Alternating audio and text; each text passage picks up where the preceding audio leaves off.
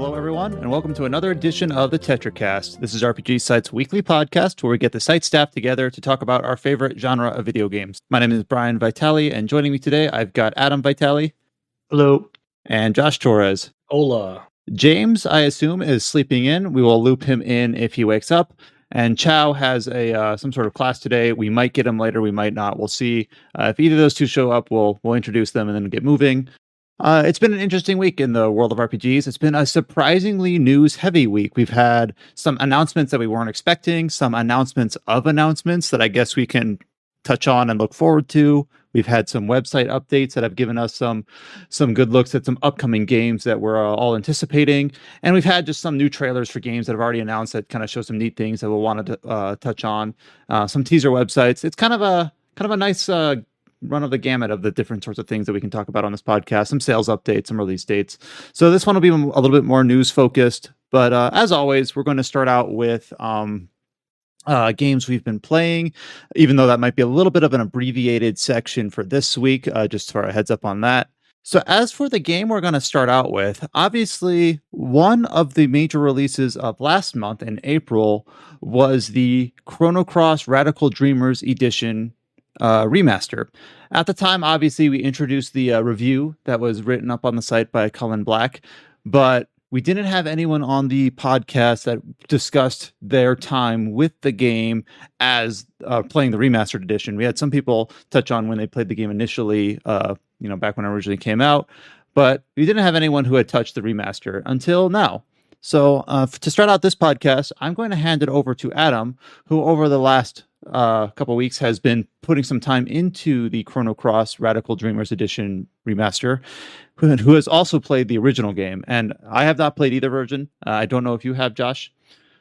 The original. Yeah. Alrighty. And so we'll just kind of go launch from there and just kind of see what Adam's impressions, like the replaying the game now, older and wiser versus what he played when he was a young lad, and what the remaster brings to the table and things like that. So we'll just start it off there. So Adam, tell us about your time with the Chrono Cross, the Radical Dreamers Edition remaster. So I didn't play. So I never had a PlayStation 1. I jumped in on the PlayStation 2 era, and I never played Chrono Cross when I didn't play it when it released. So I played it when it came to like PS3, and this was like 10 or 12 years ago. And more on that later, in a way. So I wasn't like a kid when I played it, maybe 20s, early 20s. But so when I played Chrono Cross, it was already a known quantity, and I knew it was kind of divisive. Like, some people love it, say, they have to declare it's better than Chrono Trigger, and some people, it's a terrible sequel or whatnot. And I'll just say it didn't really grab my attention. It didn't really leave any sort of impact on me. I have no attachment to it. I don't hate the game, not at all, but it wasn't like the type of RPG that I really, really enjoy. So I didn't have any strong feelings on it. But the thing is with Chrono Cross is that its story and its kind of structure and how it tells its narrative is a little bit awkward and weird, and it is especially near the end of the game, it kind of gets a little bit hard to wrap your head around what's going on and what's happening. There's some time travel, alternate world sorts of deal. So when the remaster released, I felt this was just a good opportunity to reacquaint myself with the game, and also just to it's definitely the type of game that I think benefits from a second playthrough, just to kind of put it together, oh, okay, I see what's doing and what it's happening. I'm talking about narrative. So just to double check, you played the original when it came to PS3 on the PS3? Yeah, the digital PS3 version, right? And now you're playing the remaster on PC? Yeah.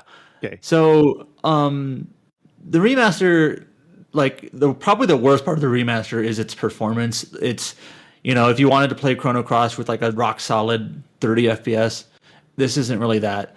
It's, Chrono Cross never performed great, on even the original version. It's not like it was a powerhouse in terms of frame rate or whatnot, but it kind of always just sort of ran like that.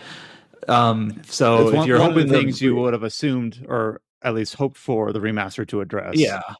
So it's still there's still some slowdown in battles, when attacks are loading or element skills or whatnot, and things like that. So it's not really any worse than it was before or anything like that. It's just kind of, it's in that sense, it's a little bit more of a I don't want to. I don't. A little bit more of a straight port. I know it's not a straight port. That might be undervaluing the work that had to go in. But it's just like it's not a rock solid like 60 FPS or anything. Yeah, it's just one of those. It's like you see other like projects of older games out there and re-releases, and it's hard not to compare this to other similar projects.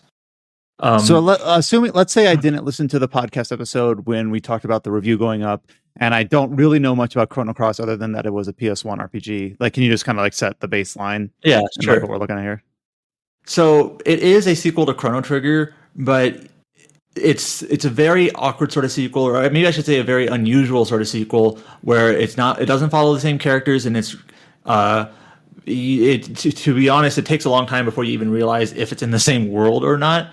It's a very loose sort of sequel, and I think it's kind of best to go in just maybe knowing it's a sequel to Chrono Trigger, but just sort of assume it's a standalone, it's its own thing.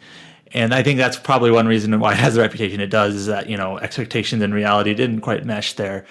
So going into the game, you open up, you're in a beachside town where you play as Surge, who's the main character, and I don't know what I should spoil for a 20-year-old game or whatever it is. If it shows up in the first 2 or 3 hours, I would call that premise.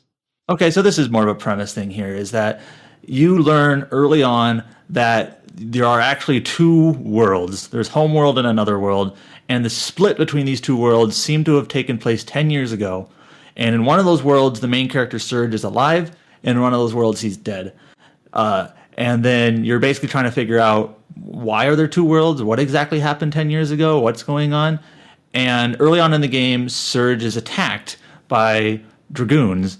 And then at that point, Kid shows up to save him. Kid is the other main character, the girl with the red top and ponytail.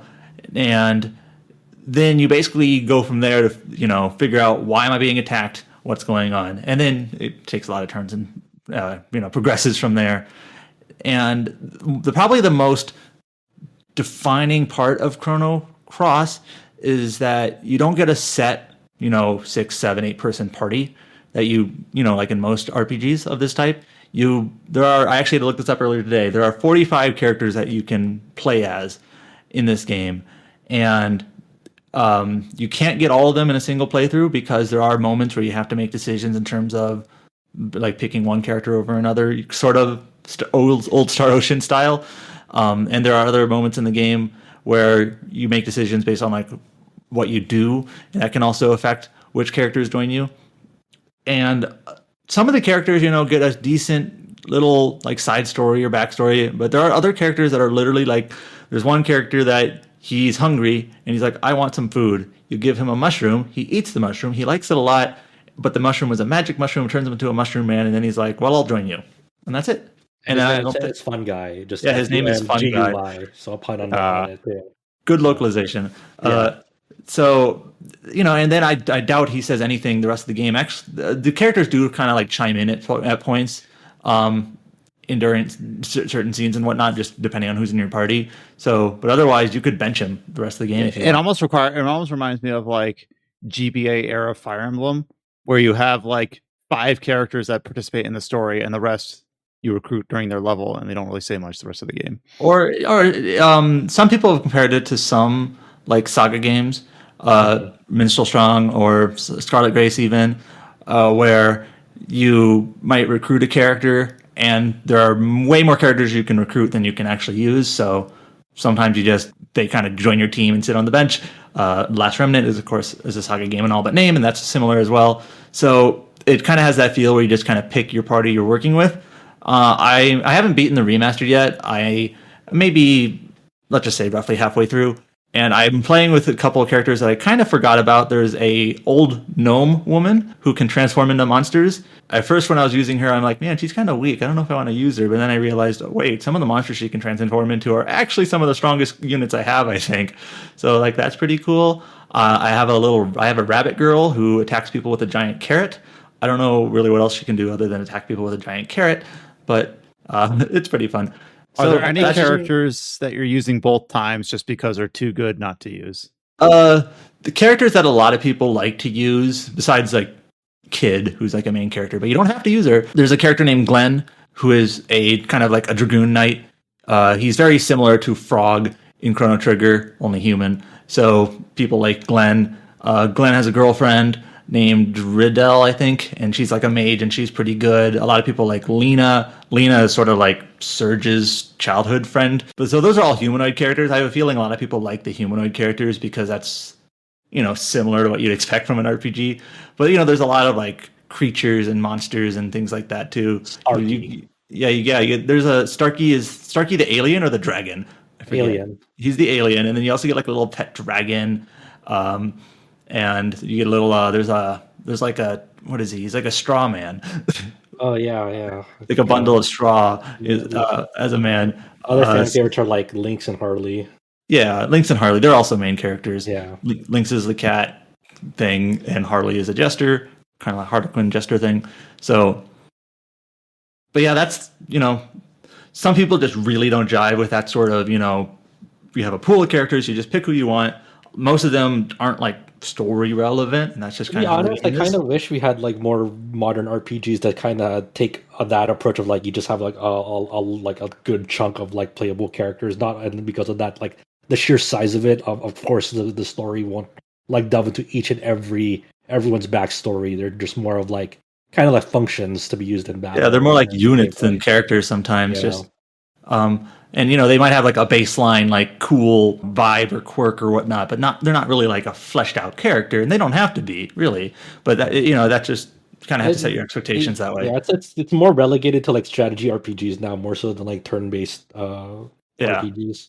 So like Triangle Strategy, for example, is very similar in that. Right. In that regard. You get a bunch of characters, and you might just like, hey, I like how this character, looks, and maybe they're like baseline personality, and they may not be like by definition a well-written character, but they might just be fun and have a cool design or do a cool thing in battle or whatnot, and you want to use them. In terms of the remaster itself, I will say, like, honestly, I know I've seen some people claim that this remaster is just worse than the original, and I don't know about that. Well, remember that this remaster also got like patches to like fix up its performance. So right. the launch version was worse than PS1 performance. Like I remember Digital Foundry like did an analysis, and there were definitely some parts that ran worse. It's a $20 remaster, which was actually kind of surprising to me that it was. It's less expensive than Legend of Mana, than SaGa Frontier, which was I feel like by the way. Yeah, the SaGa Frontier remaster, we gave it our remaster of the year last year in our awards. Because that, many changes that were great, no performance issues there, and it was, just there was nothing. It was an absolutely great remaster. But I was just sort of surprised that Chrono Cross, which seems to be like the most high, like not high value, but the most prominent of these couple of remasters, got like the kind of the cheapest remaster, the lowest cost, kind of lowest effort, which is sort of weird. It's weird that like this one like got this treatment, but then Live Alive two thumbs up so far. Yeah, more on that later too. Mm-hmm. The parts about this remaster that I really appreciate, just kind of as a replay, it does have like a turbo mode where you toggle it on and you're running around like crazy speeds. Battles are sped up a little bit. Some of the loading screens are still the same, of course. Can't speed those up, but that's just kind of a nice quality of life thing where. You can kind of play through the game a little bit faster. You can turn on a toggle where you don't run into the encounters, which is also pretty nice. Are you playing with the new art and font or the old? Yeah, I'm playing with the new art and font. Like, I've already played the original game, so I've already played the classic version. It's like, let me just try the new version. And I think the character portraits, I think they're pretty good. I have no complaints. They're actually, like, redrawn rather than, just, like, I know, like, Grandia, it's Newport, just sort of smear the original art. Yeah, so it's like, but so I kind of the way that this game's leveling system works. I don't know how much into the weeds I want to get, but you don't level up kind of typically in this game. This is actually where it is a little bit more SaGa as well. Is that you get stat ups from fighting battles, and then like every time you fight a boss, you get like a rank up star. And if this doesn't make sense, that's fine. And so like your character basically gets stronger as you like proceed through the story, and not necessarily by grinding. In a nutshell, what I mean is you can't really grind in this game. So that actually that makes this toggle function that the remaster has actually like somewhat useful, because you can fight a few battles, and if you're not gaining any stat ups, like there's no reason for me to fight battles here other than to literally waste time.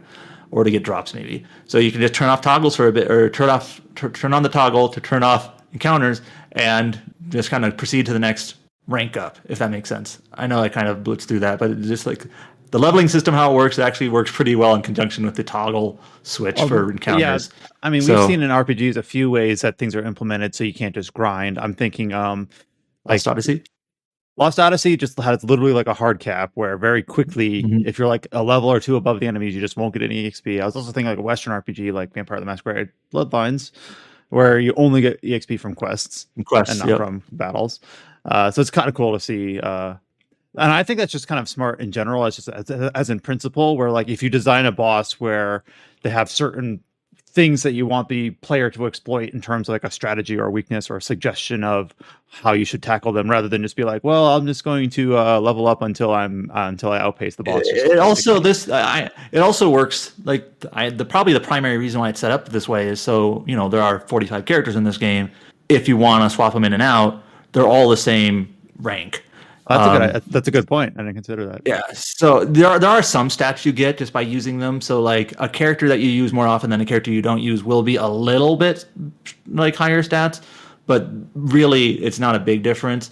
So you can swap them in and out and don't have to worry about someone being behind too much. Yeah, the game lends itself well to just like messing around with your party and not really worrying about like anyone getting being optimal. You're just if you like experimentation with party compositions, like there's a good game for that. Yeah, like I said, I had this gnome lady that I put in my party. Then I kind of kicked her out. I tried some other characters. There's like this character who looks like a knight, like just a traditional knight sort of general person, but he uses like a ray gun, which I thought was kind of. I actually forgot this character existed. I actually don't remember his name right now, to be honest. He's just the knight with a ray gun, and like I just popped him in for a bit. I'm like, oh, he's kind of cool. I'll just pop him out. I tried this cat girl or this bunny girl, excuse me. Then I got like a smithy person. I got this artist guy. Just you can just pop them in and out. Generally speaking, the one part about the game that does require a little bit more organization in a way is that the game uses elements. And again, not to get too much into the details, but you can basically slot onto characters what abilities they can do in terms of like magic. And so you could spend a few minutes like slotting certain good skills, like magic skills, onto a character.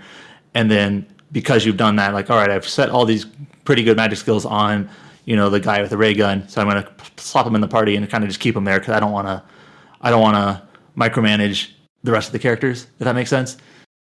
But I think this is there's also a fascinating like re-release too in terms of like the PC modding scene. Like I did a quick search like not even a few days ago on like Next Mods and seeing like how the modding scene for Chrono Cross is developing, and just like it's getting a really really like dedicated modding scene. Just like sure, a lot of people weren't like jazzed about like the way this like shipped, but people have been finding really like cool ways to kind of like enhance it. Like there are several like AI upscale projects in the works for it. Like one of the mods like scales back the portraits so you see more of the character artwork in the portraits. Oh yeah. One of the more like weirder ones is someone replaced like Kid's portrait with like the Japanese beta version of Kid. Oh, yeah. It's like this is like it's like cool stuff, like legitimately like cool stuff. People like weaponry textures. This does have sort of the Final Fantasy IX port, like on PC and whatnot. I don't know if this is a problem or just kind of the nature of things where the character models have been redone, and they're actually maybe more of the Final Fantasy VIII remaster is a better comparison, where the character models have been redone. But the backgrounds really haven't. Like maybe just a very slight upscale, not like an AI upscale, but just literally blown up. Yeah. And so you kind of end up with the issue where you have these slightly more detailed character models on top of a original or kind of blur your background. To me, that's just sort of the nature of things here. But if you could, like you said, there might be mods where there's AI upscaled backgrounds that maybe they mesh better, but. Personally, that doesn't bother me too much. That's just sort of like, that's how these games were. It was literally character models on like pre-rendered art. And so that's just how it is. I'm sure down the line, like there's probably gonna be like some dedicated like group that'll like do like a full scale like how FF9 got like that whole really gorgeous AI upscale project. I'm sure several Yeah, years the down the line. Moguri mod. Yeah, that's what it's called. Mm-hmm. I'd like to see that. That'd be an interesting. I'd want to see what that looks like. So yeah, I'm kind of heading into the second half of the game, which is where things get weird from my recollection. So I'm interested to see just kind of like how much comes back to memory and just see if I can get a better grasp on exactly like how it works and how it connects to Chrono Trigger and things like that. Because admittedly, just offhand, I don't quite remember the intricacies of its story. As a standalone JRPG, is it worth playing this for the first time in 2022? I mean, if you like classic RPGs, I think kind of like similar to when I went into it the first time, I think is if you have sort of at least a baseline kind of acknowledgement that it is a little bit different than, like a Final Fantasy VIII or maybe not 8's not the best example, but just like a classic traditional like Final Fantasy 9 or 7 or whatever, in terms of its structure and its style. And you don't have a set party member cast. It's a little bit different that way, but if you want to be adventurous, I say so. Cool. And obviously, we do have the review up on the site from Cullen from April. Go ahead and give that a read if you haven't. It sounds like some of the performance issues that he had originally kind of highlighted in his review have been addressed to some extent. I don't know. Obviously, Adam still brought up his performance issues currently, but it seems like it's at least better than it was at launch. But a good way to experience a game that maybe you missed when it was first released or when it came back out on PS3. I know I missed it both times.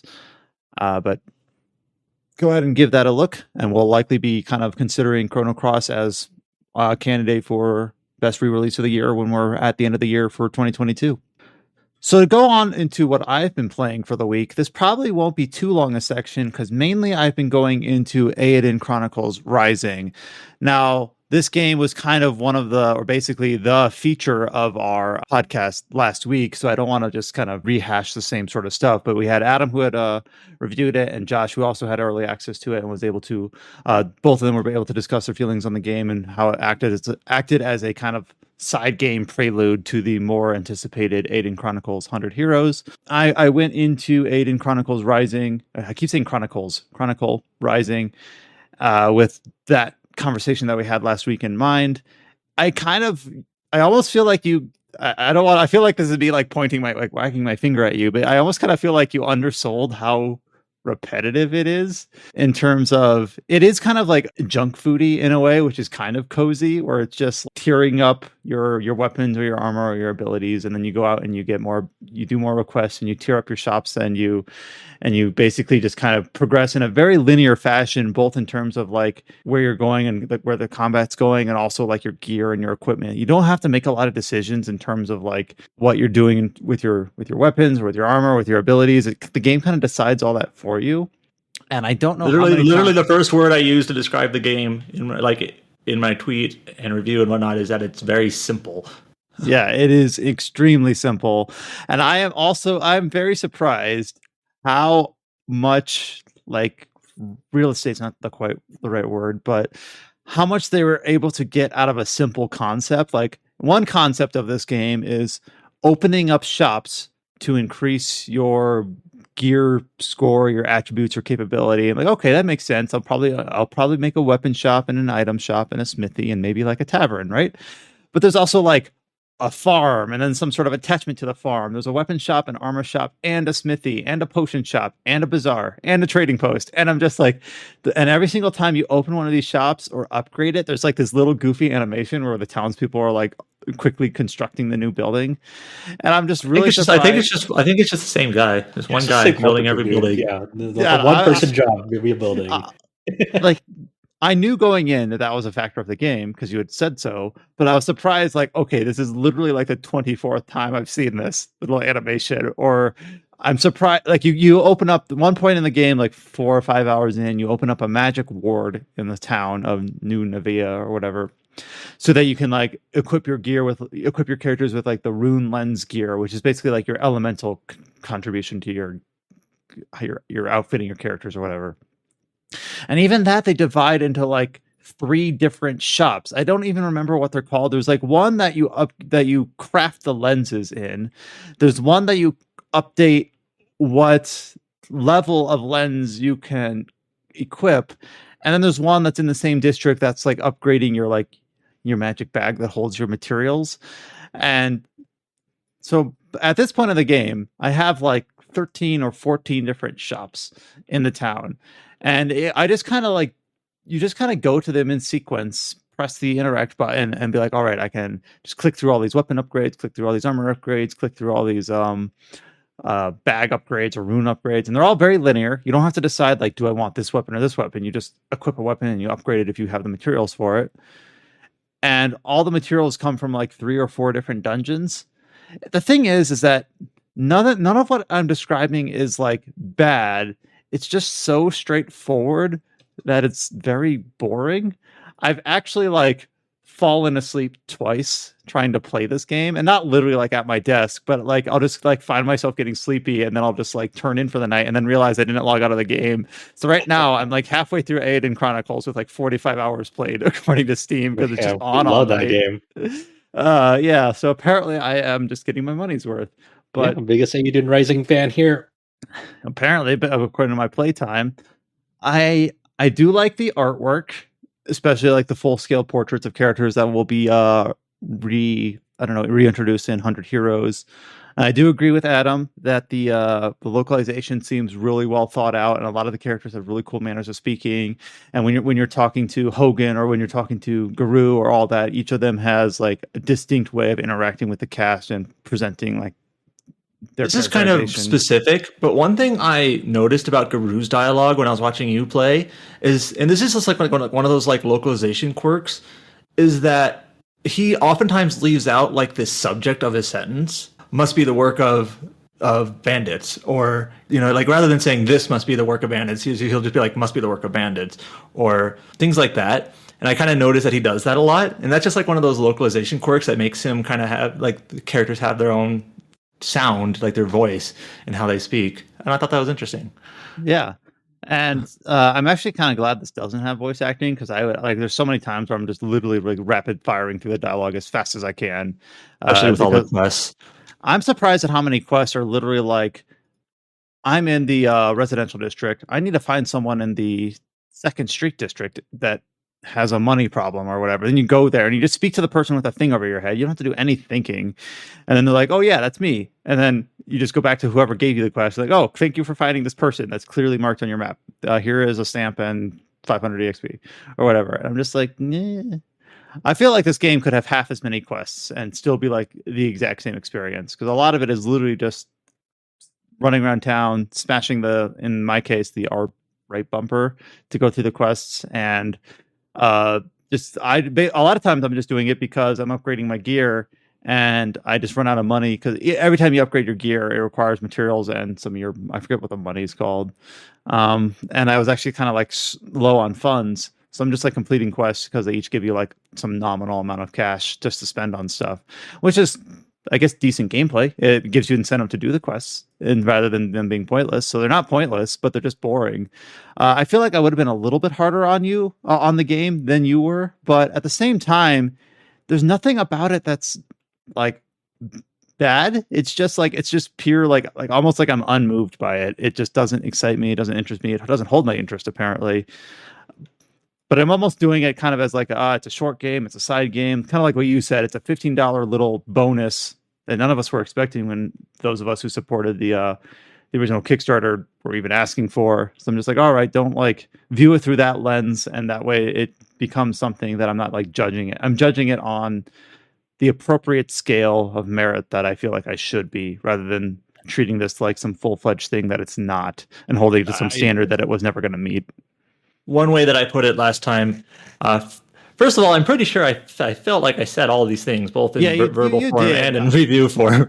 But I said like kind of, it's both fortunate and unfortunate that the worst parts about this game are its like gameplay and structure, because it's fortunate because those are the components that will presumably not be carried over to the main game, because that's a totally different style of game. So you don't like the quest, you don't like maybe the simple side-scroller combat or whatnot, like that's not what the Eiyuden Chronicle 100 Heroes is. That's going to be more traditional. obviously unfortunate because it's just a bummer that it's not the most fun game to just like when you talk about pure game mechanics, it's not the most interesting or engaging game.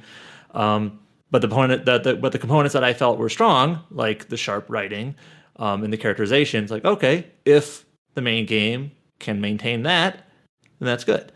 So that's just kind of what it is. So realistically, how many more times are you gonna sleep on this game? Am I gonna sleep on this game? I was gonna say like literally sleep on it. I'm probably like 10 hours in, despite my Steam playtime saying like 48. And I feel like I'm like, this is one of those games. This is never a good sign. I don't know if you guys ever do this, but if you're ever playing a game where you're like compelled to finish it, but you're not like really enjoying yourself, maybe I'm not sure how many people do this, but I like wiki like how many main quests are there? I'm on quest 20. There are 31. Okay. I'm in the back half of the experience. Time to count down how much I have left, which is never a good sign when you get to that point where you're starting to feel like, how long is there left? Hopefully not too much.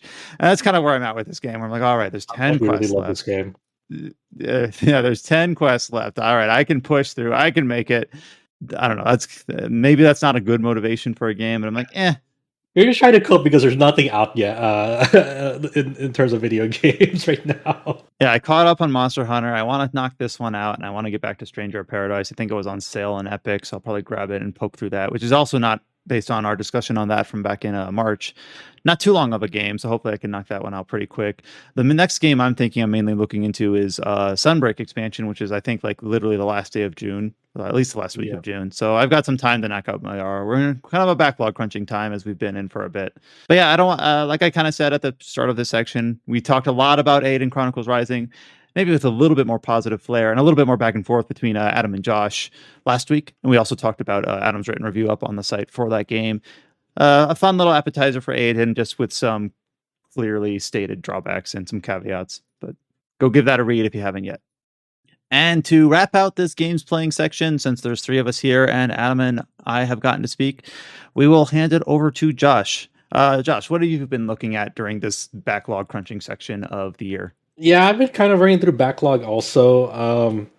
So one of the I saw a sale a few weeks back from a site that was bundled the Spirit Hunter games, the experience like horror adventure games. So like it was like Spirit Hunter Deathmark and Spirit Hunter NG. And by experience, you mean the developer? Yeah, the developer. Okay. Yeah. So they were bundled for like $5, and I was like, sure, why not? Because one of my friends really, really wanted me to play them. So I started on Deathmark this week. I think I played the first chapter and like starting the second chapter. It's pretty spooky, but I kind of dig the atmosphere so far. But it's definitely more adventure than an RPG. Like because a lot of people who like JRPGs associate experience with dungeon crawler JRPGs. The at least for Deathmark, as far as I'm concerned, it's more of it still kind of has like those sectioned off like areas that we're kind of traversing a dungeon like area, but it's more of an adventure more so than like an RPG. It does have like very, very, very, very light RPG mechanics, but they don't really manifest in a meaningful way. So the before I get to that, like the story setup. When you say adventure game, do you mean am I thinking more of a visual novel, or more like a Telltale game, or what? It's like a visual novel, character interactions with kind of like Pixel Hunter style. Go investigate this room with your cursor, and there'll be like items in the environment for you to pick up, and you'll need them later on. So I'll go briefly into like the beginning of the game, which is chapter 1, because that's all I know. So if you want to go into this blind, just letting you know.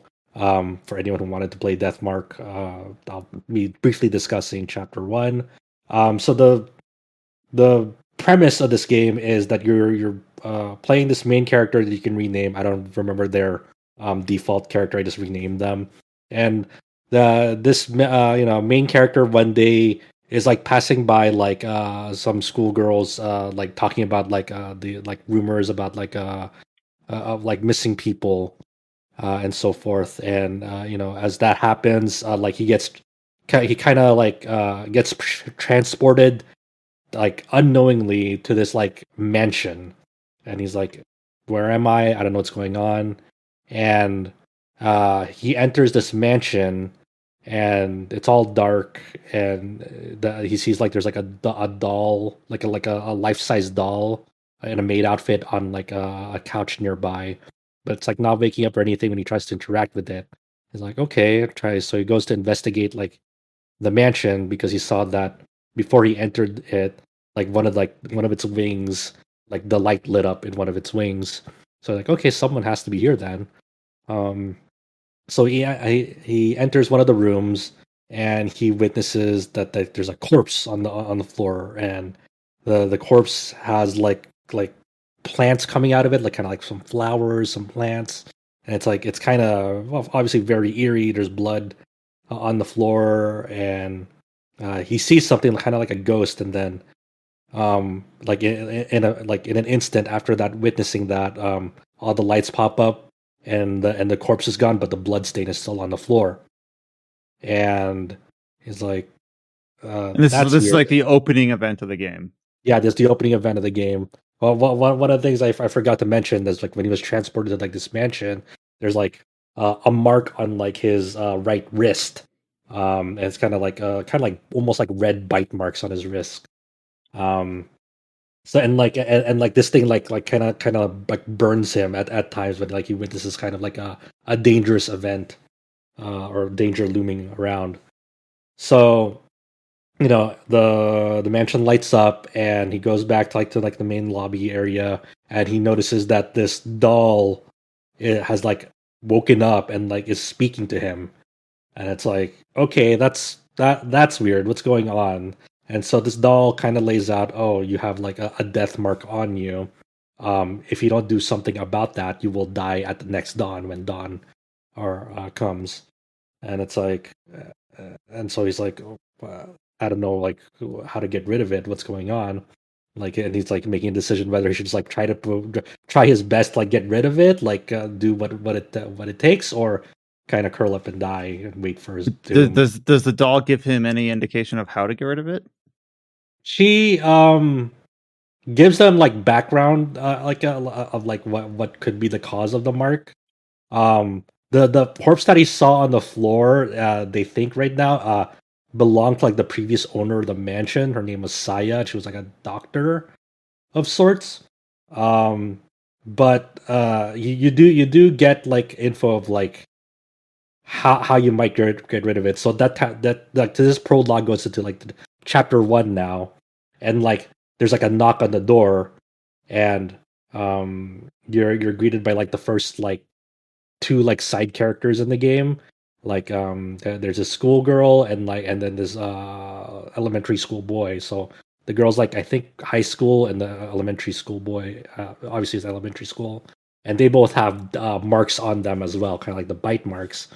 And this is when they start talking about like the mystery behind one of the high school that the girl goes to, the story of Hanahiko. And he's sort of like a kind of like an urban legend, a myth in the school where it's haunted. And like there's like a certain area in the school where like if you look into the mirror, you'll see Hanahiko in the mirror, and he'll ask you, uh, "Hey, am I ugly?" Um, and then depending on how you answer, um, he'll like kind of take your soul or take your life there. And also one of the Does any of questions, this game take place in the school, or is this like just background? you do go to the school. That's kind of like the first dungeon. Gotcha.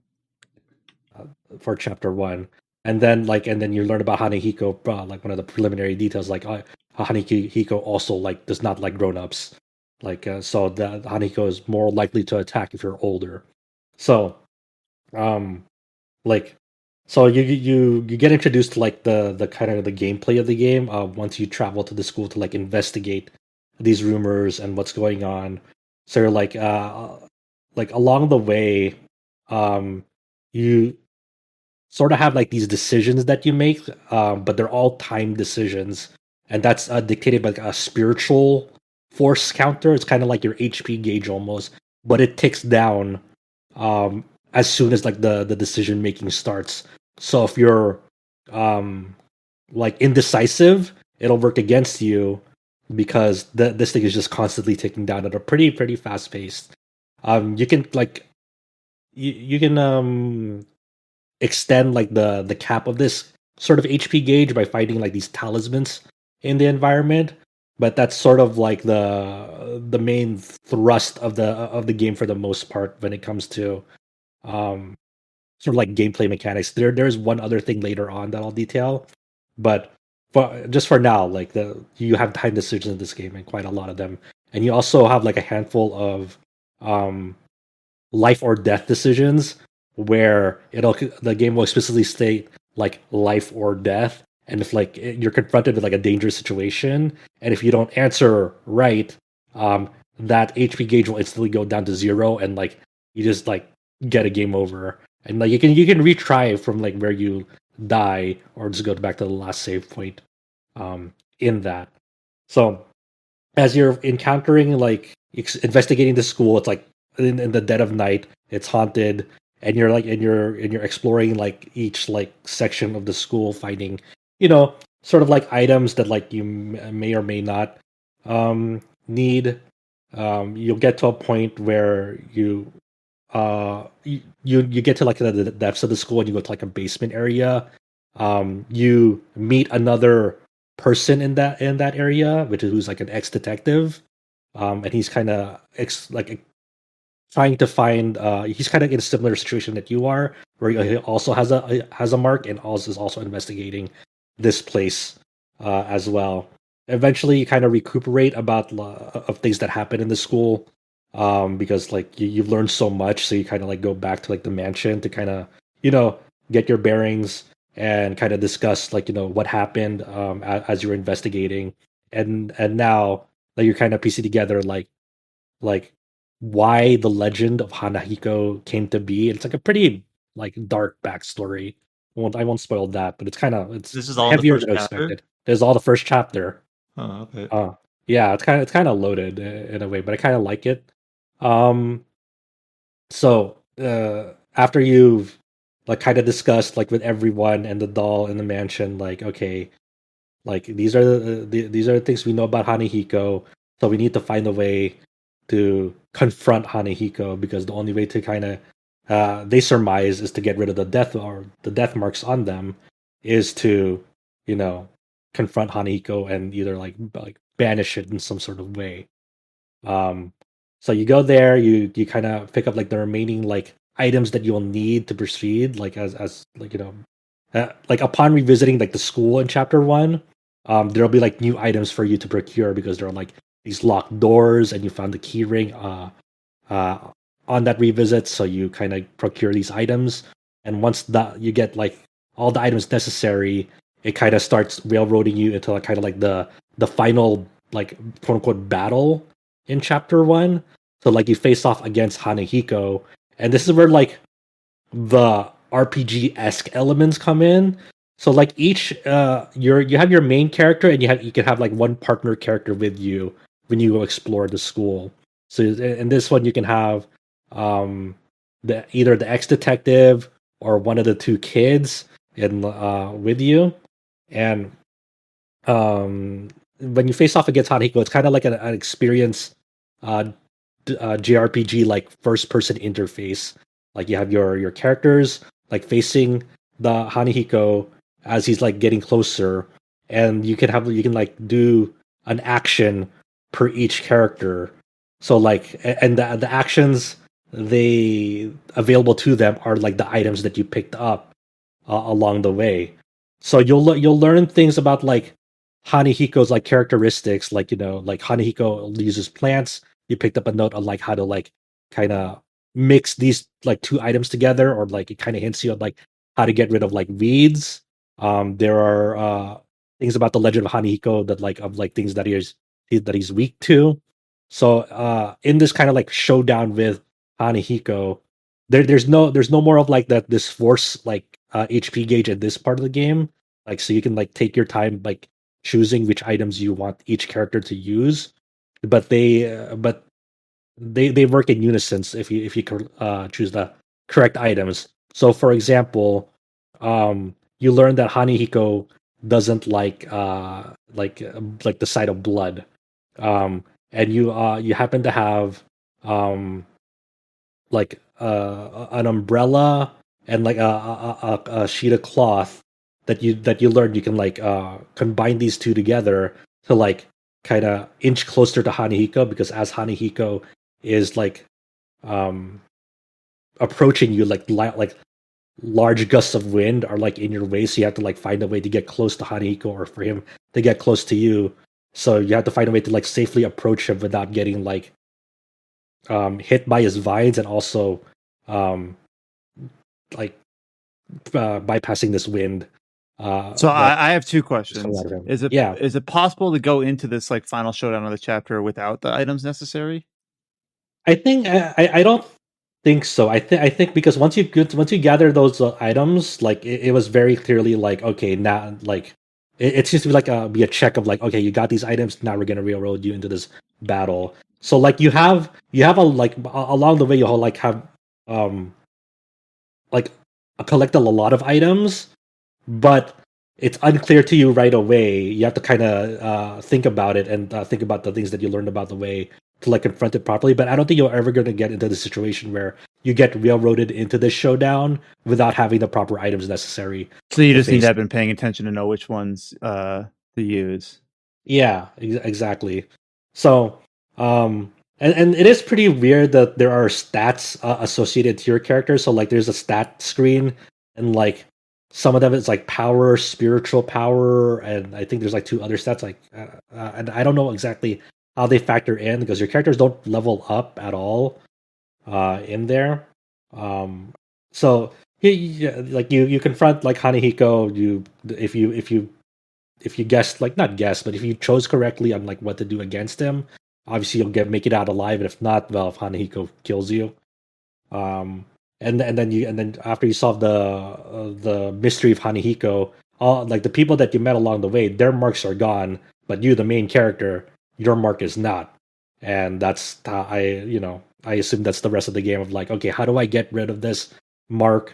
I will no longer die at dawn. The doll will tell you, well, getting rid of Hanehiko was able to extend your lifespan by getting rid of him, but the Hanehiko is not the cause of your mark, unlike the other characters. So I assume there'll be like more chapters that investigate more supernatural cases, and as you inch along this like overall narrative, like trying to find like who placed this mark on me and how do I get rid of it. And I assume that like you'll meet new characters per chapter, and like obviously just like the school, there'll be like other areas that serve as like the dungeons where you like find items and you face off against like the supernatural phenomenon. And I think it's pretty neat. It's like kind of very trial and error ish in a way, and like as you're navigating through like the area, it's kind of tedious. But I'm willing to forgive it because it's like it's actually the first in the series, and I assume that the next game will have more refinements. But in a way, like it's very experience like what you would get from like an early like first entry in an experience game where it's like there are cool ideas, some of it is unrefined, but there's not a lot of games that kind of have that like vibe the way that I experience games do. You know like how many chapters there are? I don't know how many chapters there are. I have no idea. But like the first chapter took me like maybe like an hour and a half to 2 hours. It wasn't Ah, that okay. long. It's because you went into a lot of detail. I'm like, wow, this sounds really meaty. I bet there's only like 3 or 4 chapters, but you just went really like in depth for something that took an hour and a half or 2 hours. So Yeah. maybe there's more, like a half dozen or more. So Yeah, it'd be maybe. really cool to see like if they touch on different locations and how like varied those get. Yeah. There actually is something you might not have realized. We have a And- surprise guest. folks. My alarm didn't work. Welcome to the podcast, James Galizio. So I've actually played Deathmark a bit myself, and one interesting thing about the first chapter or first case, whatever you want to call it, is that you have two separate like partners you can choose to bring with you. Yeah. And you have to specifically bring the right partner for both of them to survive. If you bring the wrong partner to that final encounter, even if you'll win the fight, there will be like a little scene afterwards where they'll kind of head off for a bit, and if you brought the right partner, they'll be fine. If you didn't, they'll be dead. Oh well, I guess I got lucky because both of them made it out. Then I didn't know that could happen. Yep. It's one of those things where it's like a kind of different narrative choices, but you don't really know until you have the game experience from two different perspectives. Well, kind of cool that James was able to jump on when he did to kind of go back and forth a little bit at the end there about Deathmark. What are you playing it on? I don't know what this is available on. I've been playing it on Steam. Gotcha. And before we go into the news section that I kind of preluded to at the top of this podcast, since you are here, James, did you want to discuss anything at the tail end of this introductory game section here, or should we just go straight on into the topical part? Let's just go straight on. Gotcha. We can always earmark more time for what you've been playing for next week. So as I have stated at the top of the podcast, we had a kind of a decent number of kind of mid-tier announcements here. No big headlines, but announcements of announcements, trailers, some other things. So we'll go straight on into it. On the RPGsite.net front, we don't have quite as many new features as we did last week, where we had something like 4 reviews go up. We had the Centennial Case review. We had the Eiyuden Chronicles Rising review. We had James's Monochrome Mobius feature. But we did put up one feature on the site for this last week, and that is a feature talking about the new PlayStation Plus subscription service with the 3 different tiers that we discussed, I believe, first in late March. And we were kind of wondering about what would be available on the new service or on the new tiers of service from the PlayStation 1, PlayStation 2, PSP, and PlayStation 3 era to be able to play on a modern Sony console in terms of the RPG space. Well, we kind of synthesized a list together, and it is unfortunately kind of trim. Not a whole lot to go on here. And I was actually I must have been focusing on my day job or at work when this list was put together. Because when I was going through the podcast outline today to see I wonder what is available on the new PlayStation Plus service in the RPG space. And I'm scrolling through this article on RPGsite.net, and it's like, here are the original PlayStation RPGs available on PlayStation Plus Premium. None. And I'm like, wait, really? Okay, let's go to PS2. And the list is Arc the Lad, Dark Clouds 1 and 2, Hold on, this is important. It's a specific Arc the Lad. Which Arc the Lad is it? It's Arc the Lad, Twilight of the Spirits. Okay. I guess I don't have the context there for Arc the Lad, Twilight of the Spirits is a very yeah. The Arc the Lad, Twilight of the Spirits is a very it's not the same as the other Arc the Lads. Gotcha. So again, to recap, this is a feature on RPGsite.net. All the PlayStation classic games that are in the RPG space or adjacent to it available on the new subscription service. PlayStation 1, none. PlayStation 2, we've got Arc the Lad, Twilight of the Spirits, Dark Clouds 1 and 2, Rogue Galaxy, and Wild Arms 3. That is the list. PlayStation Portable, PSP games, none. PS3 games via cloud streaming, because remember, that's the only way that these PS3 games are playable on the new service. Demon's Souls, which is a great game, but that is the extent of the list. So that is 6 RPGs available on the new tiered subscription service for PlayStation. As far as classic games catalog goes, this isn't covering like PlayStation 4 and PlayStation 5 stuff because they're 3 and older. Yeah. So I mean, it's this is a preliminary list that Sony shared at their PlayStation blog. It's not.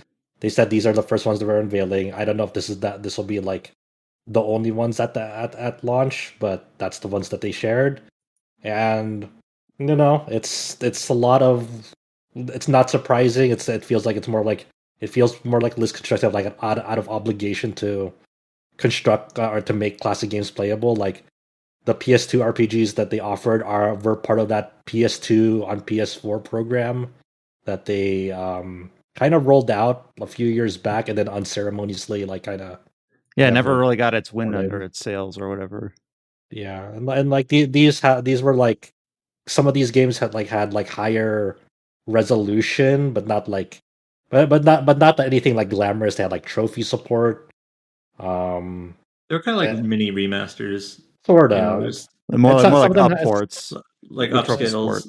Yeah. And some of them introduced like new glitches and bugs to them. I don't know if those ever got fixed, but as long as you can still do broken daggers in Dark Cloud. You can. Nice. There you go. So, No other way to play that game. I'll try I'll keep an eye out as as the service continues to evolve and hopefully add more RPGs. Obviously there's not the many RPG fans are not happy with their slim offerings, and just people in general. It's not even just RPG fans. It's just for any genre. Like the people look at the list like, it's a start, I guess, but not really. It shouldn't compel anyone to be like, oh, I should go pay how is it $18 a month Yeah, for 'cause this is for only the United States? the premium tier. Yeah. Yeah, so unfortunately a very limited list, but as you said, it's preliminary. So hopefully we'll be revisiting within a week, or maybe, I don't know what the timescale is in the future, and look back on this and say like, all right, it wasn't that sparse. Yeah, I did want to call out that when they were detailing specifics on the service, I wanted to be very clear based on the language of the PlayStation blog post. The players have to download a version uh made specifically for consoles. So let's say they have the people have they built up a digital PS1 and PSP collection, through the PS3 and the PS Vita to play it on those. And if they wanna play those games that they built up and already bought on this service, um, the PlayStation blog was very clear in saying that players have to quote download a version for the consoles at no extra cost, and end quote. So meaning they have to wait for that specific game to be made available on the PlayStation Premium service in order to play them. So that they even if this thing launches and they have an old PS1 game they wanted to play on the PS5, they're based on the way they're wording it, that will not be supported unless they made a version specifically for the console. So that sort of sounds like the Wii Virtual Console and Wii U Virtual Console. Whereas for example, Paper Mario was on Wii Virtual Console, and then they when the Wii U came out, you could get the Wii U version of Paper Mario, but they had to release it, and then it would be slightly different. There was more emulation features or whatnot. It wasn't free; it was heavily discounted, but you kind of had to wait for that version to release. But yeah, that list is 6 games long right now. Demon Souls is great if you want to play the original version of that. But hopefully we come back and we learn about other games that are going to be slowly introduced and added on the list, but we don't know for certain. That's wishful thinking and conjecture at this point. Obviously, we hope that the system gets well supported and the subscription service sees a lot of use and provides a viable avenue to play a lot of these classic games, especially if it's asking for the highest payment tier in order to access them. Going into the main news of the week, we do have 2 game announcements here at the start that we will start with. And one of them is something that I think Adam and I were kind of hopeful for, but I don't think we were at all expecting. So back in, I hope I get the year right. Was it 2019? We both played Spider's GreedFall, which was a Western RPG kind of in the vein of, it was often described as a BioWare-esque game in terms of its focus on story, its combat, and the way it introduced its characters. However, shortly after the release of GreedFall, Spiders was acquired by Nacon, the French publisher, and unveiled Nacon. Oh, it's not a soft C? Sorry, nope. Nacon. Oh, I have no idea actually if it is. Anyways, sure Nacon. Nacon, okay. We'll go with that because I trust Adam. GreedFall, I reviewed it. I thought it was decent. Obviously a smaller budget game, so I kind of addressed it with that in mind. But that was published under Focus Entertainment at the time, Focus Home Entertainment, and then Spiders Focus was Home Interactive. Oh, it was Focus Home Interactive, and now it's Focus Entertainment. I hope I have that right. Yeah. But then Spiders was acquired by Nacon, and then they unveiled Steel Rising, which is currently in its marketing cycle as well, which you've touched on that game. It felt like GreedFall. I forget at the time if we knew who the IP belonged to, but anyways, it's a moot point now because Spiders and Nacon, their new publisher that owns them, have announced GreedFall II: The Dying World for PC and consoles. And interestingly enough, this is a prequel set 3 years before the events of the original game. And in the original game, you take the role of effectively one of the Western colonizers on a new on the native land of Tier 4D. And this game, it feels like it is the opposite. You now take the role of a native character who is being brought back to whatever the Europe stand-in is. I forget what the name of the continent is. Gasan. So it kind of gives you the exact opposite perspective. Now, I touched on this. I'm not an expert, and I kind of touched on this maybe like at a high level with the original review, saying that I thought that GreedFall handled the subject matter pretty well in terms of how it incorporated the native faction into the game and treated them a little bit differently than the other ones. I thought it did it with a bit of tact and a bit of, at least from my kind of admittedly uneducated viewpoint. So I do think it's interesting that for this prequel that they're having it so that now is the role that you will be taking in the game, playing as a native character. So I kind of do have a good degree of faith that they will give it the kind of the due diligence and the justice that it deserves. I think it is interesting that it is a prequel. I do think that more people are kind of interested in this premise more than Steel Rising, which is more of kind of like the AA Souls-like, which is kind of a market that I feel like has been really saturated, which the BioWare-esque WRPG has not been as much. No release window for this. We just have the announcement trailer, which is basically like a minute of CG footage, kind of establishing the premise. They said 2024. That's our release window. Gotcha. On the site, we still have TBA, but 2024, obviously, far enough out that we don't know how much to put a stake in that. But interesting because I think this is like, I was like, is Spiders big enough to like be working on two projects simultaneously? And I guess they are, because obviously Steel Rising is still set for this year, and now we know kind of what they're working on alongside with that. I believe GreedFall was by far their most successful game, selling like 2 million copies. So, not like a mega amount like, the big publishers, but hey, for a tiny team like that, that's pretty good. Yeah, so it'll be interesting to see, like, the game they made before GreedFall, I believe, was Technomancer. I forget if something was between there, and it feels like Spiders has been kind of on an upward trajectory. It'll be interesting to see how Steel Rising is received, and then obviously go straight into GreedFall 2, and hopefully within a couple years, and see if it's able to build on the momentum of the original game, which seemed like it kind of had a strong starting point for a new setting in that IP. And cool that the original developer of the game was able to hold on to that despite changing publishers. We also got an announcement, and this was a little bit teased. We didn't talk about it on the podcast, but we had a teaser. I forget if it was a website or a countdown or both, for a new project from Compile Heart. And it turns out that this countdown teaser ended up being Fairy Fencer F Refrain Chord, coming out in September in Japan for PlayStation 4 and 5 and Nintendo Switch.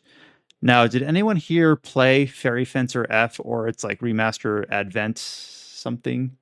Yeah, it was like Fairy Fencer F, and then like a re-release of it, Fairy Fencer F Advent Dark Force, which added like more content to it. I'm glad you remember the name. I felt bad by saying Advent something. Yeah, like it was effectively like the definitive version of the game. I never played them. Like I have had friends who've played them and like enjoyed like Advent Dark Force. They didn't like the original release, but yeah, I mean they seem to be competent games. People liked, and this one's like pretty interesting. It has the same cast as the Fairy Fencer F. So yeah, some of them has like the same main characters. There are definitely some new characters they introduced with this one, but the more interesting thing for a lot of people is like this is a genre shift. With Refrain Chord, there's now a strategy RPG instead of like kind of a turn-based RPG, because the original one had like the Hyperdimension Neptunia battle system where like you can like go around like this field, this zone, like circular zone, to like go near enemies and like attack them with your weapon. So like like a lot of like what previous Neptunia games did. But now this one is like an isometric strategy RPG, and it's being developed by Sting. And Sting is definitely they're pretty niche, but a lot of people will know them by like their PSP RPGs like Gungnir or Knights of the Nightmare. And yeah, I mean, this is I don't know what to make of it, because I don't really have a strong attachment to the Fairy Fencer series. There is some like concern because there are definitely some screenshot that like showed like the original events of the game of like the main dude and like the main chick like meeting up for the first time, and we don't really know if that's like a flashback, referring to a flashback, or if this is just another retelling. Is it a retelling? Is it something in the game where it's like, remember when we first met? or whatever. Just an interesting screenshot to put out there with the original announcement of the game, because it does star the same cast as Fairy Fencer F, or for even at least largely. But they introduced like new characters along with it. So I don't know. I mean, I want to see more of the game in motion. There's like kind of like a teaser, a gameplay of it, but I want to see like how this game like take a deeper dive into what it's all about. But a lot of people who like Fairy Fencer are just like, oh wow, they're making a new one of these, and it's a genre shift. It's definitely something that like it catches the eye if nothing else. I remember when this teaser first came up, people were like, a new game in Hyper Dimension, Neptunia, that's not like a remaster, re-release, remake. Nope, Fairy Fencer. But at the same time, also not clearly a sequel.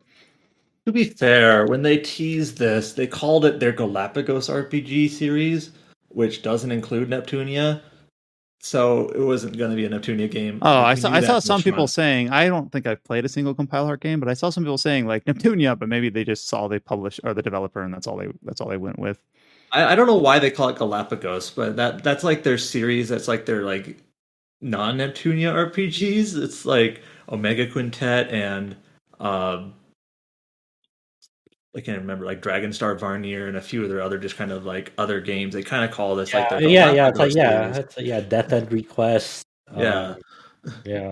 So they when they tease this, they're like, it's our new era Galapagos. I don't know why they call it Galapagos. Yeah, that's like they, an island. They also they also fall under James' favorite RPG, Arc of Alchemist. So, kill it. So yeah, but yeah, announced for Japan in September. As far as I can tell, no Western announcement at the time of recording. Idea Factory International still has to announce anything about that Sister versus Sisters game. Oh yeah, oh really? I thought that had been announced. It's already out in Japan. It's already out in Japan. So well, I thought it, like a Western had been announced. Oh no, they barely released the Neptunia Senran Kagura crossover game. Oh, maybe that's what I was thinking of. Too many Neptunia games. Outside of those two announcements, we have a couple things that are sort of like announcements or announcements of announcements, and we have a trio of things that are Square Enix related. So unfortunately, no real headlines here, but I guess things to look forward to that we'll probably be discussing in the podcast in the coming weeks or months. During the press event for the Final Fantasy VII Battle Royale, The First Soldier, Nomura kind of, obviously the creative director of the Final Fantasy VII Remake, his title shifted. What did it become for Final Fantasy VII Remake Part 2? Like executive producer. Yeah, like he had like some sort of title shift for the second part of the remake that seemed like it was kind of functionally equivalent. He teased as if he was going to give more information about news attached to the Final Fantasy VII 25th anniversary. So likely talking about the Final Fantasy VII Remake follow-up, whether it's Part 2 or whatever. But basically, he said to look out for new information next month. Next month, we will publish various things. So kind of an announcement of announcement. It seems like at some point in June, which is kind of when we sort of were expecting this anyway. We might get some more information about what is in the future for this new era of Final Fantasy VII projects. So I guess stay tuned. We don't really have any other details other than that. Yeah, I mean, the only things we really know is like obviously the First Soldier is doing what it's doing, but other than that, like the what we know so far for FF7 is Remake Part 2 and that Ever Crisis mobile game that is meant to like be like a compilation of all the FF7 projects that came ever, which is like the original FF7, Crisis Core, I don't know if yeah, they're the Cerberus. I don't know if it even covers Advent Children, but maybe Before Crisis. Right, yeah, Before Crisis. So Ever Crisis is still like it feels like a one big question mark of like how they're planning to structure that. It's going to encompass all of FF7 that ever was. Which I think, if it's not Remake Part 2, it has to be that, right? Who knows? And by the way, I went back to the article from last February, 2021, about Nomura's role, is that he is not directly helming Final Fantasy VII Remake Part 2. That'll instead be Naoki Hamaguchi, but he's on the FF7 series creative director. So he's still a creative director, but he's not directing specifically Remake Part 2. I wanted to get on that rather than leave it wishy-washy. So still very much like has his hands on the project significantly.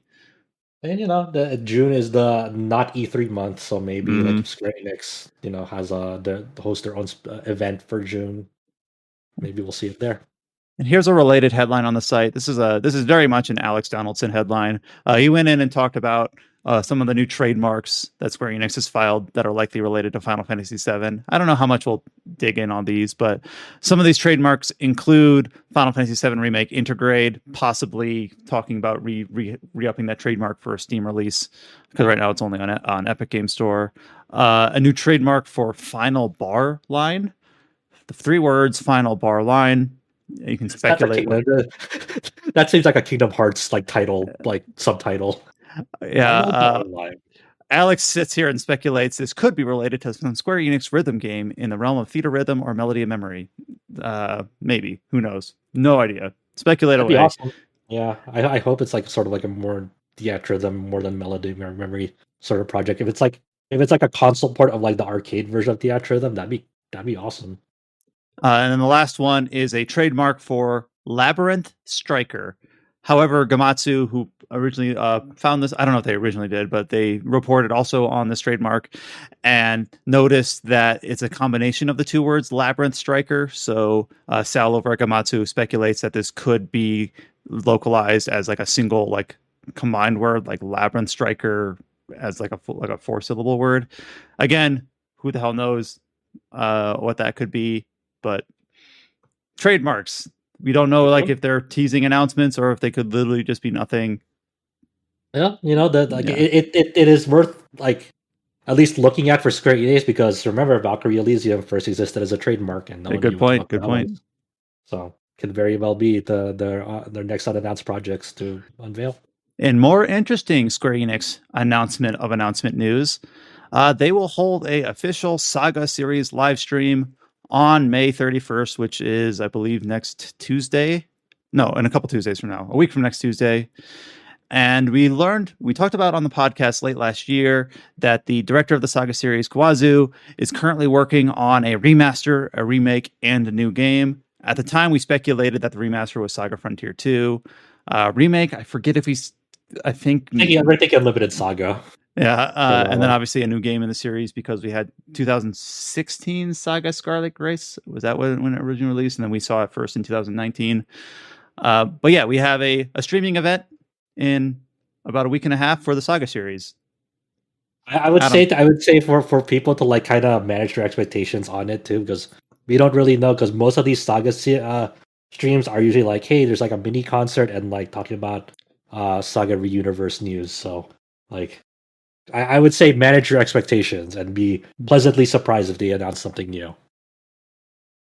Yeah, we know that they mentioned in the past that they're working on that remaster, remake, a new game, but no confirmation that those are gonna show at this streaming event. But of course, we can hope. Take it from me, who's like watched many of these Japanese live streams. Yeah. So let's see, and also sort of announcement news for the week. A lot of this is new updates to mostly some Japanese websites that kind of give us some introduction information on games that we are previously announced. But we'll start with one that is a new project, and this is a teaser website for a new FuRyu action RPG, currently titled Project TriTri. And this is a game that's set to release for PlayStation 4, PlayStation 5, and Nintendo Switch. This teaser website kind of just gives some basic information about the world. Let's not bury the lead, like, because when it comes to these FuRyu projects, like the thing that FuRyu relies on for like announcing these projects, it was for Monarch, it was for Caligula Effect, is like the staff working on it. And once again, like this staff, they introduce is like very like JRPG veterans. Like these people like are well known for like very famous JRPGs that they've done in the past. So and like go for it. I was gonna say I look at the cast list, the staff list here, and the initial one that I immediately pick out in my head is character design by Raita Kazama, who did some of the 2D art for the original Xenoblade. He also did the I believe the Brigadine remaster. So, and then world design by Nobutaro Yuki, who worked on Trials of Mana and Chrono Cross. So topical. Music by Hiroki Kikuta, who did Secret of Mana and Trials of Mana. And we have the whole list here for who did the some other design, animation, and development. And it's worth noting that like the development studio on this is Three Rings, and like Three Rings, understandably, is not a very well known development studio. That like Adam went and digged up, like went to their sites. Like, what have they done? They did a One Piece Romance Dawn and an Assassination Classroom, Assassin Training Plan. It's like, all right, well, it seems like they haven't worked on something for quite a while then, because those are pretty old games at this point. So once like it's kind of weird, like like if you remember the when Monarch was teased last year, or I don't know if it was last year. They were like Shin Megami Tensei vets. Yeah, they, no, like, not even home. Shin Megami Tensei. It was like old school Megami Tensei. Oh, Megami Tensei. Yeah, like vets working on it. It was like a countdown. They had like this whole thing. It's like, okay, and it's like they unveiled like a new name every 2 days. Like remember, like when Monarch was being teased, like people could like go actually call a phone line, like that was part of the teaser, because like it was like it's supposed to be like a mystery type deal, and like kind of like a suspense, and it was very elaborate, and like a lot of like the Famitsu teaser for Monarch was like, oh, like these are the staff. This is the staff list. Like the whole teaser, like this is the staff list. And like sectioned off and like blurred some of the staff list, so like it was like kind of like intentionally censored to like kind of add on to the mystery. And then but we got was Monarch, and Monarch was a thing. It was definitely a game that released this year in the West. And yeah, so I would say once again, temper your expectations. For this Project TriTri, Sal of Gamatsu did some digging and speculates that the title of this game is likely Trinity Trigger, based on domain names. And they laid out concept, story, and some of the initial character sketches, and like there's also like some sort of like Pokemon-esque element to this. Like we don't exactly know how this will manifest, but there are definitely like creatures that like resemble like Pokemon. Like they're like a 3 starters concept art, and whatever these things are called. Atsuko Nishida, no Tomohiro Kitakaze, and Megumi Mizutani of the Pokemon series are working on this project, which is once again, pulling in like very notable staff that have like established records of the past. But who knows? FuRyu has been on this weird kick, and I think the thing that like sticks out to me in this announcement is like this action RPG that they're teasing, it like supports up to 3 players. So I guess there'll be some sort of like multiplayer element to this project, whatever it is. And the release date is Q2 of this year. And if this is what they have to show so far, then okay, well. And a full release is slated for about in less than a week on May 26th. Obviously, this is from a Japanese teaser website, so there's been no details at all for localization or publishing worldwide or anything like that. So we don't know if we'll get that with the full release or if it'll dovetail on later. So we'll just have to wait and see, and we'll probably follow up on this within a podcast or 2. Yeah, it's so like weird that like this is what FuRyu has been like leaning on now, and like to like kind of build excitement for their announcements. Is like it kind of reminds you of like when a lot of like veterans of video games like went to Kickstarter, and that was like the headline like for their Kickstarter was like, oh, from the creator of blah blah blah. Well, that doesn't always work out well, because I know this is a way different perspective, but like I talked on the podcast 2 weeks ago about Weird West. Like this is from Arcane Studio veterans, and it didn't really show. And it also didn't really show for Monarch, because that game kind of came and went without a whole lot of fanfare. But I guess that's the tack that they're going with for their initial marketing boom. Yeah. This next set of information is also from an official Japanese website update, and this feels like very nostalgic for me. So this is an update for the recently announced One Piece Odyssey RPG. So we talked about this announcement a couple weeks ago when it was first announced, and what we got this week was an update to the website that provided mostly new screenshots. And this feels like something out of like the late 90s for me, because it seems like now you've got like streaming events and obviously just trailer premieres and things like that. We're getting a batch of screenshots usually isn't that exciting, But for some reason, for a very clear reason, for this One Piece Odyssey game, we got a batch of new screenshots and alongside some character bios and things like that, which a lot of people I think have really latched onto, mainly because it kind of really clearly indicates what sort of game this is. We know that this is kind of a side story spin-off of the One Piece story, so you don't have to be familiar with like the specific going on of the manga. You just need to be familiar with the premise and the characters. And when we share these screenshots, and of course other publications as well, people were immediately drawing comparisons to all sorts of RPGs all over the place because these screenshots go JRPG existence, then the people compared it to that pretty much. So this website update very clearly kind of delineates two different gameplay modes for this game: exploration and battle. I believe those are the simple names. Adventure and battle. So not anything like this is kind of dyed in the wool, very straightforward stuff for RPGs, but very clearly a highly traditional turn-based battle system with 4 characters from the Straw Hat Pirates lined up against different sorts of enemy units, and they talk about like combo attacks and original characters and things like that. And people are like, this is like Kiseki, or this is like Shin Megami Tensei, or I don't know what other comparisons. People compared it to Persona 5. They compared it to Kiseki. They compared it to Atelier. They compared it to Xenoblade. Compared it to Dragon Quest. Xenoblade seems like a weird comparison to me because it's turn-based. Like I said, they compared it to every JRPG in existence. You know, I mean, it's cool. Like these shots, if nothing else, are like make the game look very lively. Very like there's a lot of like effort put into this. Like the art assets coming together is like really really neat, and I really like the interface for battles. Yeah, the UI is pretty stylish and it's fitting. Yeah, I guess I don't know much about One Piece, so I mean, I don't know if it's like, am I qualified to like play this? There's some element of that for me in there. I guess I will say that the characters, I mean, if you've seen the screenshots, they're post time skip iterations, which I think is the majority of the One Piece.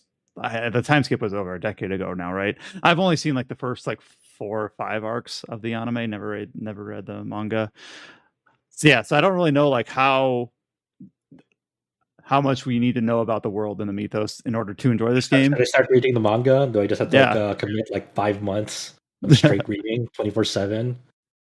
So the 2 original characters that they also detailed on the website are Lim, who is a mysterious girl who lives on the island and hates pirates, and Adio, who is another castaway who lives on the island who acts as a guide for the Straw Hats. So 2 characters that are kind of tied to this game only location, so it makes sense that they're kind of original characters. And I forget exactly the take that we had at the time when we first talked about when this game was revealed, it being kind of a spin-off story. I think for a story that is as long in the tooth as One Piece, I hope I'm not like going back on something I said at the time, but it seems like the right idea, so it's approachable, so people who aren't up to date can still get something out of it. Hopefully, we'll have to see if that actually holds true. But yeah, people seem really jazzed about this. Currently, still no new updates for its release window, just kind of to be announced 2022 worldwide. And that is PlayStation 5, Xbox consoles, and PC. We also got a website update for the upcoming Xenoblade Chronicles 3. Now, Adam can probably go into more detail of this than I can, but I do know that the Xenoblade like Twitter page has been doing like piecemeal updates since like the marketing cycle began a bit ago, and then the website just kind of synthesized some of those updates together and talked a little bit about the world of Xenoblade Chronicles 3. Field skills do return, but it seems like now they're tied to characters that you find rather than tied to like a game mechanic. Because I know that was kind of one of the big bugbears of Xenoblade Chronicles 2, that it was tied to the blades that you had equipped. There are now more types of monsters. It used to be, I hope I'm not remembering how Xenoblade 1 and 2 worked. It used to be that there were normal monsters and the unique monsters. Now there are also elite and lucky monsters. So just some different variety. I guess lucky monsters are like normal monsters that give you extra materials, and elite monsters are more like mini bosses. And I forget if this was announced alongside when we first learned that the party went up to 6 characters at once. But they also got some details, some character bios here, including some that act as heroes, which can fight alongside you as like a 7th member of your party. I forget if that was detailed at the time when we learned that the party was 6. but that there's like a 7th, which is like kind of like a guest character slot, I suppose. I'm like, Jesus, how is my Switch gonna catch fire if I have 6 characters? And the 7th character, one of the ones they announced is the Nopon pair, Riku and Manana, which seem very much like Nopon names, who join you as a 7th party member. I don't know if they fight together as like a duo character. I'm just imagining like so much stuff going on the Switch. Well, go ahead. They do. If you look at some screenshots and footage, you'll actually see that their character slot is like specifically both of them. Nice. So 8 combatants on field at once, if those are slotted as your 7th slot. We got some new bios of some of the announced characters, such as Ethel, who had a prominent role in the previous trailer that was released in April, and a few others. So I don't know. So basically, ever since the April trailer with the new release date and whatnot, you know, the official Xenoblade Chronicles Japanese Twitter, as well as basically all the Nintendo Twitters, have just kind of slowly been tweeting out like, here's a new location, here's a character, and so on. And so this blog post that just went up, it was like a compilation of all of that. So I just like, all right, let me just post this up, you know. So it might be stuff you've seen like on Twitter a week or two ago, but that's just kind of how they're doing the marketing, is these little piecemeal Twitter, you know, posts, and then like let's just put it in a blog post all at once. So, and I think I saw Nintendo America just literally tweet within a day or so that you can like change who you're running on the field as, which isn't new, but that's sort of like the micro marketing that they're doing. Like, here's a little 10-second video. Yeah, that was actually in like that was actually in the most recent or the previous blog post. They described the character switching on the field. So they're just tweeting it out again, you know, because why not? That's just, yeah, you know, that's probably effective marketing, is just to like break up any little news piece you can and just tweet about it with a new little footage or screenshot. Why not? Yeah, 10 to 15 seconds. That's kind of all you need. They detail some of the environments. Oh, go ahead, Josh. It was funny that like a lot of people freaked out about field skills coming back to this, because field skills were pretty infamous in Xenoblade 2. Because it's funny. Go for it. It's funny because before they announced it on the Western side, I was looking at the Japanese Nintendo site and I was like, oh, field skills are back. That's weird. Then I look closer and it's like, oh, they're basically just, you learn them through the course of the game and perhaps through side quests. And once you've learned them, you're good to go. You don't have to swap in and out like different blades in order to go to specific areas of the map. Yeah, so for like that, just to give an instance, like Xenoblade 2, how it handled field skills is like, say there's this big rock that you can smash, but like in that game, you know, you have the blade system, so every blade had like specific like field skills attached to them with a level that you can like gradually level up and strengthen. So like, say if you needed like a level 5 rock smash field skill, you needed to slot in like the appropriate blades that had like the passive skill of passive field skill of rock smash, and their total levels needed to like equate or go over that, you know, that barrier. It was like classic Pokemon HMs, but worse. Yeah, it was pretty. It got in the way if you want to do a lot of side content in that game.